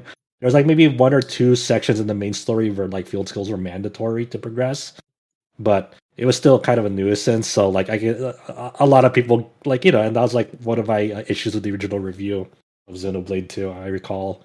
But yeah, at least how field skills manifest in Xenoblade 3 seems like it's a lot more streamlined and makes sense for sane people. A couple other updates on games that have already been announced. From this one is from a update in Weekly Famitsu magazine, and that is for the Trail series. And we got also an update from the Western publisher Nisa for the upcoming release of Trails from Zero. So the first one, I might hand this off to James for, because he helped with the translation on this. And this is about Trails in the Sky, Kuro Kiseki, and other titles from the series potentially making their way to Nintendo Switch in the future. So I know there was a little bit of specific discussion about what the exact context of this interview in Famitsu was. So, and to risk not misinterpreting it, I'm going to hand it off to James to say, because he and Adam kind of put this feature together about what was stated in the magazine. What is Falcom what is their aspiration for the Nintendo Switch and their catalog of titles from the Kiseki series? Basically, and Falcom fans that have looked into the company's history, are more than well aware of this. What we're seeing is the inevitable conclusion of Falcom once again being incredibly late to switching their primary development platform. Because from what I'm gathering from what Kondo says is that they want to support the Switch as much as possible, and the only thing that he's kind of holding back on is basically saying we want to even support it going forward with our most recent titles, including like Corona Kiseki. We need to determine how feasible it is from a technical standpoint, which maybe that will prevent them from supporting it like going forward until maybe the Switch 2, whenever that happens. But he's very explicit about wanting the rest of the Trails series that isn't currently available on the platform, at least in Japan, ported over, which would imply Trails in the Sky. He has said that they are actively working on getting Chrono Kiseki working on the platform, so on and so forth. And we also discussed in a previous episode of the podcast, and this will kind of tie into a related story from this week, the upcoming Western release of Trails from Zero. The porting from that is being handled by Peter Toma and Durante's team at PH3, who is working on the Switch port as well as their first Switch project alongside the PC release. So they've obviously been in partnership with NISA for Western releases from the series and the East series for a number of years now. So we know on that front that they're getting kind of some support from PH3 for Switch releases going forward. So it'll be interesting to see like if that can kind of synthesize into a more cohesive, if we're going to stay on this yearly delayed trajectory for these releases, because by the time we get to Chrono Kiseki, it'll be 2024 or later. I hope I gave myself enough years there. And we don't know even where this we don't know where the Switch will be at that point, and if we'll see a Switch 2 or a Switch Pro. And what that'll look like. Yeah, it is weird how it's like kind of manifest, because like you almost see like the dots connecting almost, but it's like it doesn't. You connect the dots, but it doesn't like really make a cohesive picture. Like it's like you had like this weird arrangement also with Nayuta's Steam release that came like it's only available in Japanese on Steam, but that was also worked by Durante's team to port it to PC. But and the English language support will come like in a patch for that game down the road when Nisa's ready. That's like a really weird arrangement. like all right, well, I guess. Yeah, and I mean it's that same arrangement for which led to my assuming like a few weeks ago, which it's a fair enough assumption that because Clouded Leopard's Kuro PC release is only Chinese and Korean instead of having Japanese. It might be a similar situation when Kuro gets announced, where it's like, oh, Durante's working on a PC port that comes with Japanese. Do you think what they'll do is like similar with Nayuta? Well, they'll release Kuro on Steam first in Japanese, and then the English translation for that will just come down like years down the road via a patch like Nayuta? Okay. I think yes, and I think that's a good idea because people are going to use patches regardless to play that game in English on PC. You might as well have a version of that game in Japanese that people can just patch themselves, so you're still getting money for it. Yeah, you're still getting money for it. That is a really interesting arrangement. And the last kind of a attached piece of news here is that NIS America did release a character trailer for the English release of Trails from Zero, talking about the four main characters of the special support section in Trails from Zero. And if you listened to this podcast about a year ago, I played the fan translation of these two games before the official announced NIS project, basically saying that without any spoilers, I do think one of the greatest strengths from Trails from Zero is its condensed cast, especially before it balloons in later parts of this overarching series into a very unmanageable cast. So it's a character trailer, it's not anything too exciting on its own, but I do think that these characters are well realized, and it's really cool that Trails from Zero has a high level of focus on this main core four. So give that a look. We also have that up on the site as well. And again, that is releasing here in the West in late September. Fun facts about that trailer. Obviously, it's only a small trailer with a small bit of the text and whatnot. But so far, people haven't noticed any changes from the Geofront release. No, I didn't know that. That's kind of fun. Here is something that we might have to just touch the surface of because we don't have Chow here this week. But we have a new release date for the initially postponed launch of Genshin Impact 2.7. And this is, to be honest, I don't know if I should really go into detail this because this would be basically me reading the press release, not really knowing exactly what this contains. It has a new Hydro Archer character named Yelan. I hope I have that right. Other than I would say Yelan or Yelan, I have no idea. Now that I think about it. The thing is that I could read this press release to you, but it literally is just like proper nouns and gobbledygook to me. Maybe we'll kind of retouch on this once Chow is back. I do know that this was originally supposed to release earlier in the month, and they had to delay it due to some COVID concerns. And they gave the player base some kind of like in early May they announced like they're postponing this version 2.7 update because of the China lockdowns surrounding COVID, which affected the workflow of MiHoYo because they're based out of China. So that's their global brand, and not their Chinese brand.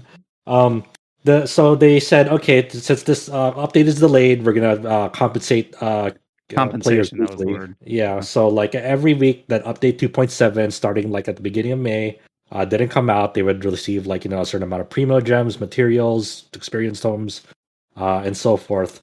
So like it's kind of just like their way of a goodwill gesture to the fan base saying, sorry, please wait for this because development on this has been difficult due to real life circumstances on that. So we have a date. It's coming May 31, and as you said, like it is bringing like all the characters that they previously announced, see Yelan, and they also have Kuki Shinobu, which is a 4-star Electro swordsman, and from what I understand, the new 4-star is pretty desired by the fan base because she'll be the first like electro healer for the game, from what I understand. So a lot of people are looking forward to that and introducing that dynamic in their party comps. And then they're like adding a new Archon story quest, to like this chasm area, and then like a new season of the rhythm game that people have been playing for several events. So it's your typical Genshin content update, from what I understand. It just the people who are into it are always starved for content because they always go through the content as fast as possible, and then are back in the vicious cycle of waiting more on that. So maybe we'll get Chow on next week. I forget if I said this is releasing on May 31st, same day as the SaGa stream. So we'll either get Chow on next week to talk about his thoughts of the expansion ahead of it, or we'll get him on the week after to talk about his experience once he's I'm assuming he's going to play it when it releases. I don't know for certain. He's a type where he always talks about how little or meager it is, but it always seems to play it on day one. But maybe he'll surprise us. I don't know about that. And another trailer for an upcoming game is, as expected, we got another character trailer for the next house, the next empire in the upcoming Fire Emblem Warriors 3 Hopes spinoff. Last week or the week before, we got the House Fargus. Go ahead. Yeah, you said the Blue Lions one last week. Yeah, I keep wanting to say Blue Lions, Black Eagles, but I guess they're naming these trailers the kingdoms that they represent. So the Blue Lions House Fargus was last week. This week is the Black Eagles Adrestian Empire. So I'm assuming at this point next week we'll talk about the Golden Deer, which getting the name of that country. I don't remember that. I don't remember the kingdoms. I'm blanking on I remember them. I remember them by the color and the animal. But this one, this has obviously Edelgard's there, Hubert, Ferdinand, Bernadetta, Casper, Lindart, Petra, and Dorothea. The Leicester Alliance. All right, there you go. And then they show off their character designs for 3 Hopes. Bernadetta's haircut is still a nightmare. God bless. And and everyone looks good. Petra's looking great. Dorothea's really funny because she's kind of barely changed from her time skip character design to me. When you do look at a side by side, but it's your typical character trailer, just showing off, hey, here are the playable characters for this Edelgard side. So obviously the only music I've played is a very small bit of Hyrule Warriors 2. I'm blanking on that name as well. Age of Calamity. Yeah. Yep, I got it. But is this kind of, so each house has like 8 characters, and we're probably going to get obviously a 3rd house and probably a 4th house with the monastery crew. So this game looks like it's going to be on track to have ballpark 30 characters. Is that typical for a Muso game, or is that seems like a lot to me? But I also don't play a ton of these. I mean, like for like older Dynasty Warriors characters, you had like 50 like ish characters. And Okay, so it's not out of the it's not out of the normal. Okay. Yeah, it's not having a large cast for Muso games is more of the standard, and having fewer is more of the wow, that sucks. But I mean, Well, but you can offset it in various ways, like how like the Persona 5 strikers only had like the core crew, but at least they like had like were very different moveset wise. So like this having more characters in it, like doesn't really if anything, it'll only reinforce concerns that they might have like clone movesets, because that's how they they can't make 30 plus unique movesets.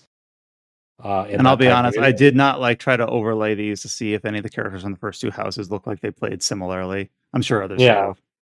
I'm sure people have done their analysis, and maybe they do have unique movesets. I don't know, but well, we will follow up next week with the Golden Deer, almost certainly. Yeah, I think people are most curious if they are going to have like the monastery crew, like that was part of like the DLC for. When I said monastery crew, I meant more like the knights. But yeah, them as well. The underground gremlin dudes. Yeah, God, I forgot their name. Their name escapes me too. But yeah, apparently we all just have bad memories. I can't remember. Like I know all their characters. Like I can picture them all in my head, but I'm just forgetting all these names. Yeah, I don't think you'll have the teachers playable, but it remains to be seen if like the underground gremlins. That's what we're gonna call them. If they're gonna be playable. Cindered Shadows. Well, that was the name of the little DLC. I forget if they actually had that name in game as well. And of course, people are really interested in seeing the interim artwork as well. And the last kind of update for an upcoming game is we got new trailers for the Switch exclusive coming out in July, Live Alive remaster in the HD 2D style. Back in April, we talked about two little short trailers for two of the time periods, Prehistory and Imperial China. Now we've got some trailers for the Wild West and the Middle Ages and the Near Future. And I had to kind of remind myself, I was watching these trailers and I'm like, wow, I didn't realize they went into like Eurobeat funk music like into these trailers, but like, oh, they do it for all of them, including the ones from April. I really like that. I guess it's like the theme of the game. I don't know. It's really like Megalomania. Oh, that's what that is. Yeah, it's really it's upbeat and exciting, and I like it. Yeah, they showed a few more gameplay clips of this, like running, like at the live stream, the live stream, Japanese live stream they did a few days back, and like it's shaping up, looks good. Like it's definitely still like Live Alive, like as you remember it, if people played it, but like prettier, which is good. Like I like that. I remember when this game was first shown, I think I remember stating that something about the art style just looks cleaner and not quite as smeary as their attempts with Triangle Strategy and Octopath Traveler. It looks more like a cleaner iteration of the HD 2D engine art style. Yes, I know it's Unreal Engine, but it looks really nice, I think. Of course, I don't really have a precedent for how the original game looked. Yeah, I mean, even at the time, the original game was pretty lacking graphically. So, you know, there's a big overhaul of just like everything you know about Live Alive, like visuals wise. It's like, wow, this is really leading the way now. And in addition to the trailer for the Wild West time period, the Middle Ages, and the Near Future, they also had a behind the scenes video about the theme of the game being sung by Hironobu Kageyama, who I didn't realize this. There's not the theme of the game. It's pertaining to one of the arcs, the Near Future arc. Has specifically that arc. Yeah, it has an exclusive theme song called "Go Go Buruki Daio." It's like you know like a 90s, 80s, 90s mecha, you know, like spirit. Like you know, it's like when giant robot shows had like that very upbeat theme song, opening theme songs to them. So that's the Near Future arc is kind of like almost like a big homage to that era of giant robot anime shows. So like the big robot that the character in it can manipulate via his like psychokinetic powers. Like the Japanese for it is Boriki Daio, which in English they've localized as Steel Titan, because that's what Boriki Daio means. So like you were getting at, like the one who is voicing this or singing this theme song now is none other than Hironobu Kageyama, and a lot of people will recognize him as part of the Jam Project band, who's done a lot of Super Robot War shows and Mega general, very very famous band in Japan, and also a lot of people recognize him as the vocalist of Shala Head Shala, which was the opening theme song to Dragon Ball Z. And it's crazy that he must have recorded that. Like, I'm a basic bitch, so that's where I recognize him from. Like, it's the Dragon Ball Z opening, which he must have recorded like 30 years ago at this point. And he's like, he sounds the same. Does this dude age? Yeah, he's a legend. And there's a note here on the article that, according to the live stream, that he will also be singing that song in English for the English release of the game, which is always an interesting take. We'll see how that turns out, but kind of cool that he's able to do that as well. But he's definitely sung in English before. Like, it's well known that he can sing English. And the behind the scenes video is really quite cool. So we have that attached to the article as well, alongside the individual trailers for the different time periods. I'm really surprised that they're going so all out for this Live Alive remake. Like when I first heard that, I'm like, oh my god, that's a lot of effort you guys are pulling. And to fans like who played Live Alive, this comes full circle, because when Live Alive first came out and like the near future period, it's like, oh, like this is a really cool homage, and a lot of like fans have like kind of done like a sort of like a Jam Project take on like theme song in the past, because like they seem like a perfect fit, and now we come full circle, and like we're officially getting Jam Project talent into that part of the game, which is a really cool like coming full circle moment. Very very chef's kiss on that. The last two bits of news here of the week are just one new release date and one sales update. So in the middle of last year, we had the Caligula Effect 2 released for PlayStation 4 and Switch. Today we learned, or not today, this week we're reporting that the Caligula Effect 2 will launch for PC on June 23rd. Did anyone play this game in release last year on console?